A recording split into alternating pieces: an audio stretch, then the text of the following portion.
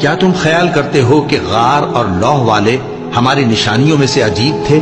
جب وہ نوجوان غار میں جا رہے تو کہنے لگے کہ اے ہمارے پروردگار، ہم پر اپنے ہاں سے رحمت نازل فرما اور ہمارے کام میں درستی کے سامان مہیا کر۔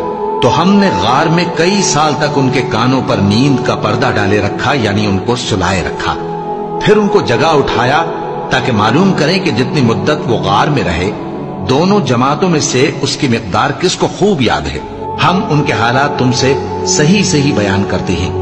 وہ کئی نوجوان تھے جو اپنے پروردگار پر ایمان لائے تھے، اور ہم نے ان کو اور زیادہ ہدایت دی تھی اور ان کے دلوں کو مربوط یعنی مضبوط کر دیا۔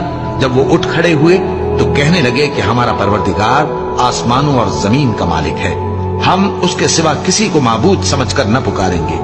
اگر ایسا کیا تو اس وقت ہم نے بے عقلی کی بات کی۔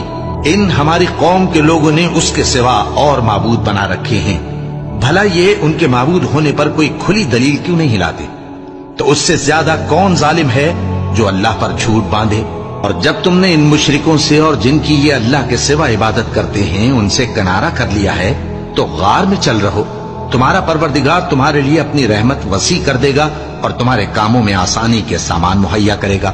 اور جب سورج نکلے تو تم دیکھو کہ دھوپ ان کے غار سے داہنی طرف سمٹ جائے، اور جب غروب ہو تو ان سے بائیں طرف کترا جائے، اور وہ اس غار کے کشادہ حصے میں تھے۔ یہ اللہ کی نشانیوں میں سے ہیں، جس کو اللہ ہدایت دے وہ ہدایت یاب ہے، اور جس کو گمراہ رہنے دے تو تم اس کے لیے کوئی دوست راہ بتانے والا نہ پاؤ گے۔ اور تم ان کے متعلق خیال کرو کہ وہ جاگ رہے ہیں حالانکہ وہ سوتے ہیں، اور ہم ان کو دائیں اور بائیں کروٹ بدلاتے تھے، اور ان کا کتا چوکھٹ پر دونوں ہاتھ پھیلائے ہوئے تھا۔ اگر تم ان کو جھانک کر دیکھتے تو پیٹ پھیر کر بھاگ جاتے اور ان سے دہشت میں آ جاتے۔ اور اسی طرح ہم نے ان کو اٹھایا تاکہ آپس میں ایک دوسرے سے دریافت کریں۔ ایک کہنے والے نے کہا کہ تم یہاں کتنی مدت رہے؟ انہوں نے کہا کہ 1 دن یا اس سے بھی کم۔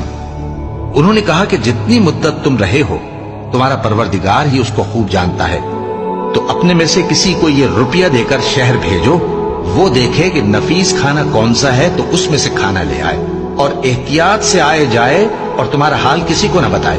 اگر وہ تم پر دسترس پا لیں گے تو تمہیں سنسار کر دیں گے یا پھر اپنے مذہب میں داخل کر لیں گے، اور اس وقت تم کبھی فلاح نہیں پاؤ گے۔ اور اسی طرح ہم نے لوگوں کو ان کے حال سے خبردار کر دیا تاکہ وہ جانیں کہ اللہ کا وعدہ سچا ہے، اور یہ کہ قیامت جس کا وعدہ کیا جاتا ہے اس میں کچھ شک نہیں۔